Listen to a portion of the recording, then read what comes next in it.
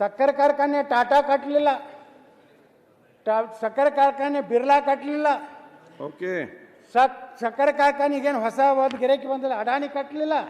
Suit ಬುಟ್ಟು ಹಾಕೊಳ್ಳಾರ್ದು ಎಲ್ಲ ಮಂತ್ರಿ ಮುಖ್ಯಮಂತ್ರಿನ ಹಿಂಗೆ ಹಾಕ್ಕೊಂಡು ಇವರು ಹಿಂಗೆ ಕೈಗಾರಿಕಾ ಮಂತ್ರಿ ಹಾಕ್ಕೊಂಡು ಅಲ್ಲಿ ಹೋಗಿ ಕೈ ಮುಗಿದು ನಮ್ಮಲ್ಲಿ ಇನ್ವೆಸ್ಟ್ಮೆಂಟ್ ಮಾಡಿರಿ, ನೀವು ಬುಂದೇವಂತರು ಅಂತೇಳಿ ಅಲ್ಲಿ ಕೈಕಾಲು ಹಿಡಿದು ಬರ್ತೀರಿ.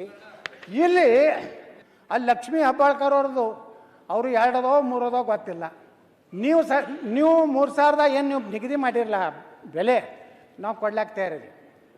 ಆದರೆ ನಮ್ಮ ಕರೆಂಟನ್ನು KJ ಜಾರ್ಜ್ ಅವ್ರಿಗೆ ಮನವಿ ಮಾಡ್ತೀನಿ, 20 ವರ್ಷವರೆಗೆ ಕರ್ನಾಟಕದ ನೀವು ವಿದ್ಯುತ್ ಶಕ್ತಿ ಮಂತ್ರಿಗಳಾಗಿ ಕನಿಷ್ಠ 10 ವರ್ಷವೇ ನಮ್ದು 6 ರೂಪಾಯಿದಂಗೆ ತೊಗೋತೀನಿ ಅನ್ನೋವಂಥದ್ದನ್ನು ಮಾಡಿ ಸರಿಯಾಗಿ ನೀವು ಪೇಮೆಂಟ್ ಕೊಟ್ಟರೆ, ನಮಗೆ ಪೇಮೆಂಟ್ ಬೇಕಾಗಿಲ್ಲ, ಸನ್ಮಾನ್ಯ ಮಂತ್ರಿಗಳೇ, ಡೈರೆಕ್ಟ್ ರೈತರ ಅಕೌಂಟಿಗೆ ಹಾಕಿಬಿಡ್ರಿ. ನಮ್ದು ಎಷ್ಟು ನಾವು ನಿಮ್ಗೆ ಕಳಿಸ್ತೀವಿ, ರೈತರ ಅಕೌಂಟಿಗೆ ಹಾಕಿರಿ. ನೀವು 6 ರೂಪಾಯಿ ಕೊಟ್ಟರೆ 60 ಪೈಸಾ ಏನು ಪ್ರತಿ ಯೂನಿಟಿಗೆ ನೀವು ಏನು ಚಾರ್ಜ್ ಮಾಡ್ಲಾಕತ್ತೀರಲ್ಲ, ಅದನ್ನು ನೀವು ವಾಪಸ್ ನೋಡಿರಿ.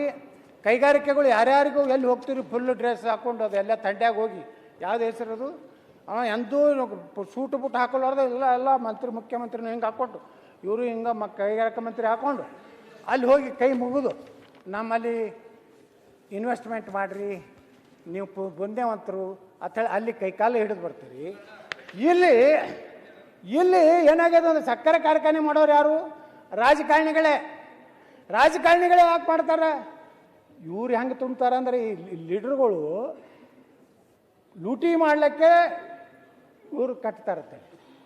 ಸಕ್ಕರೆ ಕಾರ್ಖಾನೆ ಟಾಟಾ ಕಟ್ಟಲಿಲ್ಲ, ಸಕ್ಕರೆ ಕಾರ್ಖಾನೆ ಬಿರ್ಲಾ ಕಟ್ಟಲಿಲ್ಲ, ಓಕೆ.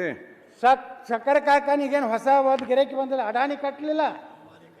ಅದು ಕಟ್ಟದಂಥವ್ರು ಯಾರು ಅಂದರೆ ಈ ಮಣ್ಣಿನಲ್ಲಿ ಹುಟ್ಟಿದಂಥ MLA ಆಗಿರ್ಬೋದು, MP ಆಗಿರ್ಬೋದು, ಆ ಭಾಗದ ರೈತರ ಕಷ್ಟಕ್ಕಾಗಿ ಸಕ್ಕರೆ ಕಾರ್ಖಾನೆ ಕಟ್ಟಿದ್ದಾರೆ ಹೊರತು ಯಾರೂ ಲೂಟಿ ಮಾಡೋರು ಮಾಡಿರ್ಬೋದು. ತನಿಖೆ ಮಾಡಿರಿ, ಒಳಗೆ ಹಾಕ್ರಿ.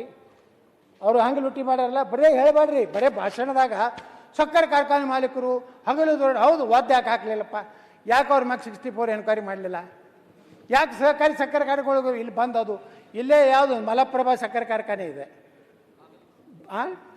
ಇಲ್ಲಿ ಇವ್ರದ್ದು ನಮ್ಮದು ಇಲ್ಲೊಬ್ರು ಕೂತಾರೆ ಚೇರ್ಮನ್ರು ಕಿತ್ತೂರು, ಇವ್ರದ್ದು ಒಂದು ಸಕ್ಕರೆ ಕಾರ್ಖಾನೆ. ಅಲ್ಲಿ ಲಕ್ಷ್ಮೀ ಹೆಬ್ಬಾಳ್ಕರ್ ಅವ್ರದ್ದು ಅವರು 2 3 ಗೊತ್ತಿಲ್ಲ. ಎಲ್ಲ ಪಾರ್ಟಿಯವರು ಅದವ್ರ ಅಧ್ಯಕ್ಷರು ಇಲ್ಲಿ.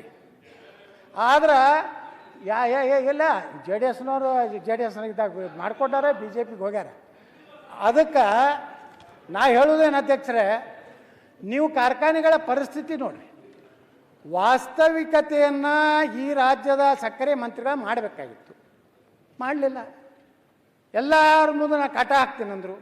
ಯಾರ್ದಾರ ಕಾಟ ನಾನು ಹೇಳಿದೆ ಮೊದಲು ನನ್ನ ಕಾರ್ಖಾನೆ ಮುಂದೆ ಕಾಟ ಹಾಕಿ, ರೈತರದ್ದು ಕಾಟ ಹೊಡೆದು ಏನು ಮಾಡೋದದ, ನನಗೆ ಇಟ್ಟೆ ಆಗ್ತೈತೆ ಪತ್ತು ಕೊಡ್ತೀನಿ ಅಂದ್ರೆ ರೈತರು ಒಪ್ಕೋತಾರೆ.